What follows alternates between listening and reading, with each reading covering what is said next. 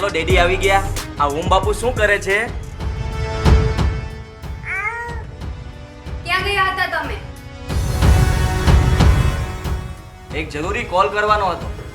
મેં તમને કીધું હતું કે ઓમ પાસે રહેજો, પણ એ મને સોંપીને જ ગયા હતા. મિહિર, તમારાથી ઓમ ન સચવાતો હોય તો મને બોલાવે ને. વિધિને શું કામ કીધું? તું રાખે કે વિધિ? વાત તો એક જ છે ને. ના, વાત એક નથી. એને શું આપણે બાળક સાચવતા? પોતાનું હોય તો ખબર પડે ને.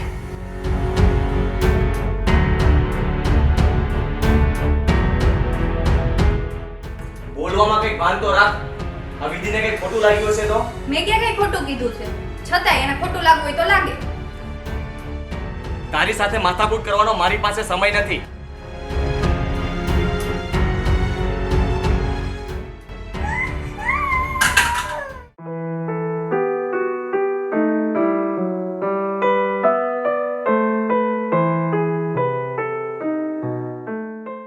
નમન, મારે થોડીક વાત કરવી છે.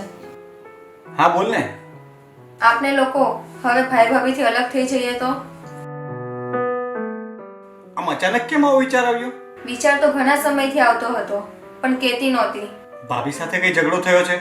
ના ના, તો પછી શું કામ અલગ થવું છે? બસ મારો જીવ મૂંઝાય છે એટલે. પણ કઈ કારણ તો હશે ને? કારણ આપણું નસીબ છે. આપણી પાસે બધું જ છે, પણ શેર માટેની ખોટ છે. જો સંતાન થવું કે ન થવું એ તો આપણા હાથમાં નથી, તો પછી એમાં આમ નિરાશ ન થવાય. અને આ ઓમ પણ આપણું જ સંતાન છે ને. હું તો એમ જ માનું છું, પણ ભાભીને મારું ઓમને રમાડવું બિલકુલ ગમતું નથી. એ તો મેં પણ જોયું છે, પણ આમ આટલી નાની વાતમાં અલગ થોડું થઈ જવાય. એ બધી મને નથી ખબર. હવે હું આ ઘરમાં ભેગી નહીં રહી શકું. સારું ચાલ, હું ભાઈ સાથે વાત કરી જોઉં છું. તમારા બંનેના રિપોર્ટ કરાવ્યા હતા, એમાં શું આવ્યું? રિપોર્ટ તો બધા નોર્મલ જ છે ભાઈ. બાકી તો હવે ભગવાનની ઈચ્છા. તું ચિંતા નહીં કર, બધું સારું થઈ જશે. ભાઈ, મારે ઘણા દિવસથી તમને થોડી વાત કરવી હતી. હા બોલ ને, શું વાત છે? તમે ખોટું ના લગાડતા ભાઈ. તું મારો ભાઈ નહીં પણ મારો મિત્ર પણ છે, એટલે તારી કોઈ વાતનું મને ખોટું લાગશે જ નહીં. બોલ, શું વાત છે? અમે લોકો અલગ થવા માંગીએ છીએ. કેમ? અહીં શું વાંધો છે તમને? મારી કોઈ વાતનું ખોટું લાગ્યું તમને? અરે ના ના ભાઈ, તમારી કોઈ વાતનું તો ખોટું લાગે જ નહીં.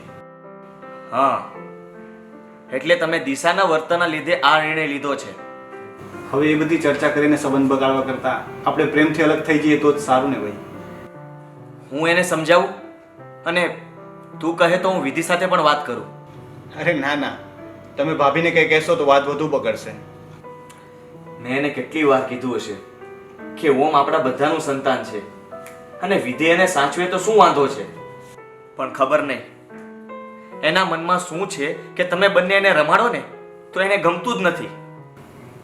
તમે એમને કાંઈ નહીં કહેતા ભાઈ, પ્લીઝ.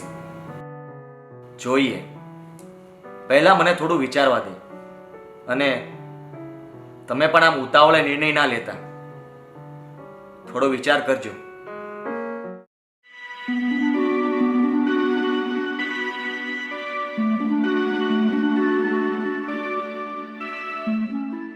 હવે તું આરામ કરજે.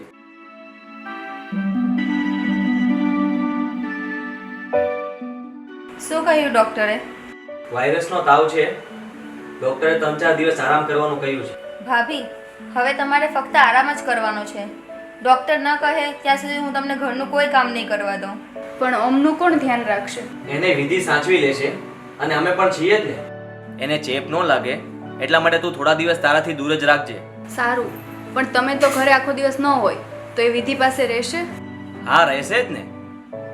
મેં તને પહેલા પણ કીધું હતું કે એને કાકા કાકી પાસે રહેવા દે, પણ તું માને તો ને. તું તો તું જ છે. તમે એ બધી ચિંતા છોડો અને બસ તમારી તબિયતનું જ ધ્યાન રાખજો. બાકી બધું હું જોઈ લઈશ.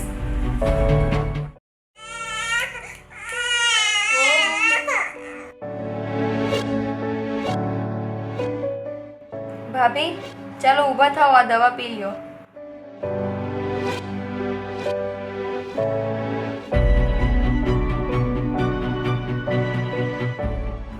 ઓમ શાંત થઈ ગયો? ના, મારી પાસે તો રહેતો જ નથી. હવે મિહિરભાઈ આવ્યા છે તે બહાર લઈ ગયા છે. રે ક્યાંથી? મેં એને કોઈ દિવસ તારી પાસે આવવા જ નથી દીધો.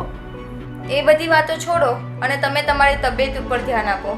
સરખો આરામ કરશો તો 2 દિવસમાં સારા થઈ જશો. તું અમારું કેટલું ધ્યાન રાખે છે. તેમાં હું ક્યાં કંઈ નવું કરું છું? હું તો બસ ખાલી મારી ફરજ નિભાવી રહી છું. સારું, મારે થોડુંક કામ બાકી છે. ઓમ નથી ત્યાં પતાવી લો. તમે આ દવા પી લો. હા, પી લઈશ. તું જા, કામ બતાવી દે.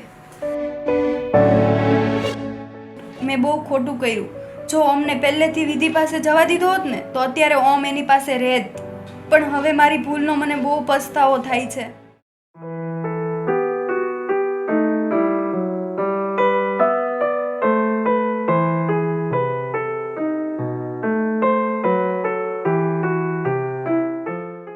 અરે વાહ, આ કાકી ભત્રીજામાં સારી દોસ્તી થઈ ગઈ લાગે છે. હા હો, પહેલા એક દિવસ પણ મારી પાસે નહોતો રહેતો. હવે તો જ્યાં જાવ ને ત્યાં પાછળ પાછળ આવે છે. હા, એ તો બહુ સારું કહેવાય ને. આજે તો એ મારી પાસેથી ભાભી પાસે પણ નહોતો જતો. થેન્ક યુ વિધિ, તે ઓમનું અને ઘરનું ખૂબ સારી રીતે ધ્યાન રાખ્યું છે. ભાઈ, આ ઘર મારું પણ છે ને, અને ઓમ પણ મને પોતાના સંતાનની જેમ વાલો છે. સારું, તમે તમારું કામ કરો, હું ઓમને સાચવું છું. સારું.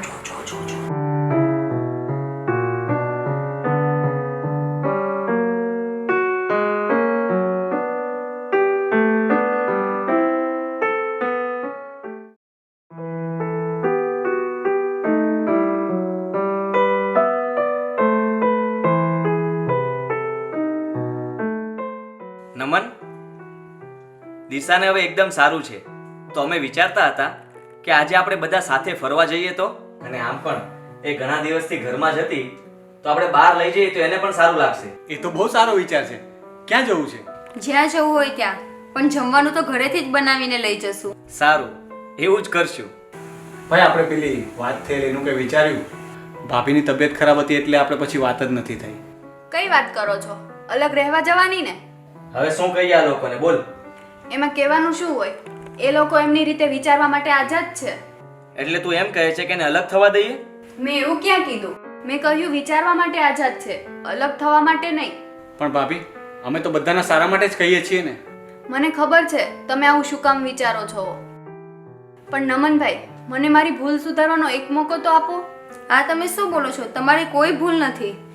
તમે લોકો મને માન આપો છો એટલે કહેતા નથી, પણ મને તો સમજ પડે ને. મને હંમેશા લાગતું હતું કે તમારે કોઈ સંતાન નથી, તો તમે મારા અમને વધુ લાડ લડાવીને પોતાના તરફ કરવા કરશો. એ વિચાર એવો મારા મનમાં ઘર કરી ગયો કે મને ઓમ માટેની તમારી લાગણીમાં પણ સ્વાદ દેખાવા લાગ્યો. પણ જ્યારે હું બીમાર પડી અને ઓમ વિધિ પાસે નહોતો રહેતો, ત્યારે મને મારી ભૂલનું ભાન થયું. અને આપણે એક જ છત નીચે રહેવા છતાંય ઓમ તમારી પાસે ના રહેતો હોય તો એમાં મારી જ ભૂલ હતી. અને એટલે જ અમે નક્કી કર્યું છે કે તમને અહીંયાથી નહીં જવા દઈએ. અને ભાઈ, ફરીથી જો દિશા બીમાર પડે તો ઓમનું ધ્યાન કોણ રાખશે? અને બીમાર પડું તો જ શું કામ? આમ પણ ઓમને ઘરમાં બેમાંનો પ્રેમ મળતો હોય તો એમાં વાંધો શું છે? હું મારી ભૂલ માટે તમારા બંનેની માફી માંગુ છું. ના ના ભાભી, તમારે માફી ના માંગવાની હોય. હા ભાભી, આજથી ઓમના એક નહીં 2 મા બાપ છે, અને અમે પણ હવે કઈ નહીં જઈએ. ભગવાનની દયાથી અમને સંતાન પણ થશે તો પણ ઓમ જ અમારું પહેલું સંતાન રહેશે.